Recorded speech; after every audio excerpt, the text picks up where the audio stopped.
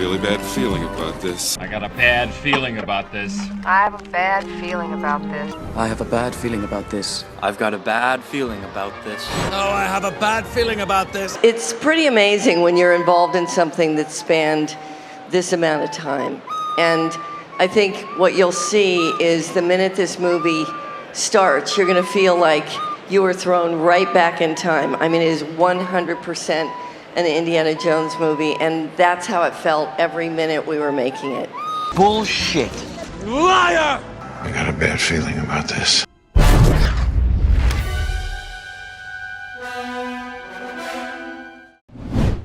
Hello there, I'm PETA, and welcome back to the Mork Rock Show.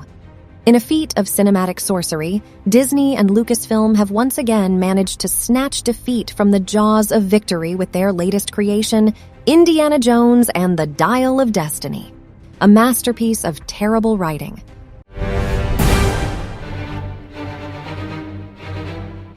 Hold on to your fedoras, folks, because we're about to embark on an adventure through a film that's as delightful as running on Lego barefoot. Let's start by acknowledging Lucasfilm's track record of destruction, which includes the infamous Star Wars sequel trilogy, The Mandalorian, and Obi-Wan. Rey Skywalker. It's truly awe-inspiring how they managed to maintain their consistency in ruining beloved franchises, and now have turned their gaze to resurrect Indiana for a final cash grab while simultaneously defiling the very essence of its memory. A poignant reminder that no iconic franchise is safe from the clutches of woke exploitation by the House of Mouse. Now, let's delve into the cataclysmic failure that is Indiana Jones and the Dial of Destiny. The first 15 minutes of the film are akin to finding a pot of gold at the end of a rainbow, except that the rest of the movie is a pot filled with something significantly less valuable: excrement. Fact. From that point forward, it's a downward spiral of bad decisions and terrible writing that would make even the most hardened film critic cringe. We can't possibly forget the impressive display of digital de-aging that resembles a botched plastic surgery experiment gone wrong. It's almost as if they hired a team of monkeys armed with outdated software to handle the visual effects. And let's not stop there. Bad CGI is sprinkled throughout the entire film like glitter at a strip club. In a bizarre turn of events, the film took reshooting to a whole new level. Not content with 1 or 2 reshoots, they went for the trifecta, a staggering 3 major reshoots. One can't help but wonder why they didn't just scrap the whole film and start from scratch. Perhaps they were saving the 4th for the magical touch that would finally bring the charm. Or maybe they were just caught in an endless loop of confusion and poor decision-making. The writers continue to astound us with their ability to churn out scripts that seem to have been written by a sleep-deprived squirrel. Oh. Misandry and the hatred of strong male characters seem to be their bread and butter. Who needs a heroic indie when you can have a broke man stumbling through life like a lost puppy? It's a refreshing take on the character, or at least that's what they want us to believe. Do you remember when people genuinely cared about the art of writing? Oh, how those days seem so distant, like in a galaxy far, far away. It is truly a marvel, how they tap into an infinite well of cliches and plot holes, as if their creative reservoir knows no bounds. Every twist and turn in the narrative unfolds with such meticulous predictability that it renders your grandma's knitting patterns a veritable odyssey of unexpected escapades by comparison. It's as if the writing team has mastered the art of crafting a story that adheres so strictly to the most worn-out tropes and formulas that it could serve as a textbook example of what not to do in the realm of storytelling. They've managed to concoct a poorly written Mary Sue female character that could rival the most cringe-worthy creations in cinematic history. It's truly remarkable how they succeeded in making her completely unlikable.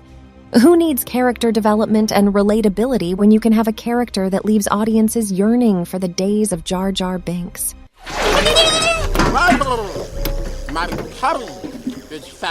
In an unexpected twist, Phoebe Waller-Bridge's character Helena Shaw steals the show, effortlessly outshining Indiana himself. Her lines are wittier and more engaging, making us wonder if she mistakenly wandered in from a different, better-written film. Helena is the Rey Palpatine of this cinematic disaster, a character that will leave you scratching your head and questioning the sanity of the writers.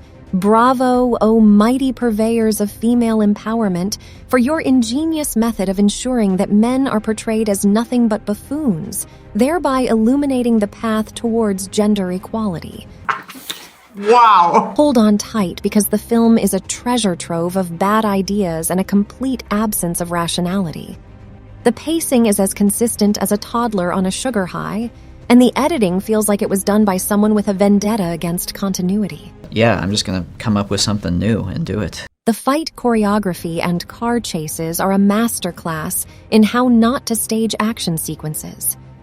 It's a symphony of incompetence that will leave you longing for the sweet release of the end credits. True to their legacy, Disney managed to exceed our expectations by delivering everything we predicted it would be, and worse.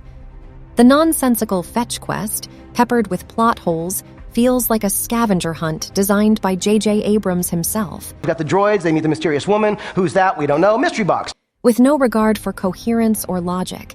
It's a roller coaster ride that ends up derailing in a fiery explosion of disappointment. Oh, and let's not forget the financial disaster that was the opening weekend. With a $300 million budget, excluding marketing, Indiana Jones and the Dial of Density managed to achieve the impressive feat of a $60 million box office bomb. It's almost as if audiences sensed the impending catastrophe and decided to save themselves from the agony. But hold on to your hat, Indy, because there's a bigger mystery at play here. How in the name of cinematic calamity does Kathleen Kennedy still have a job? I mean, after a clusterfuck of bad movies and questionable management decisions, it's genuinely perplexing that she's still at the helm of Lucasfilm. It's almost as if there's a secret club where mediocrity is hailed as a virtue and underwhelming performances are rewarded with job security. Maybe it's just me, but does anyone else think she might have Epstein Island dirt on the Disney board? No! In conclusion, Indiana Jones and the Dial of Depravity is a masterpiece of terrible writing that will make you question your faith in the power of storytelling. Turning off your brain would be the only way to find any semblance of enjoyment in this catastrophic mess. It's a stark reminder that sometimes it's best to let a franchise ride off into the sunset, just like Indiana Jones did in The Last Crusade.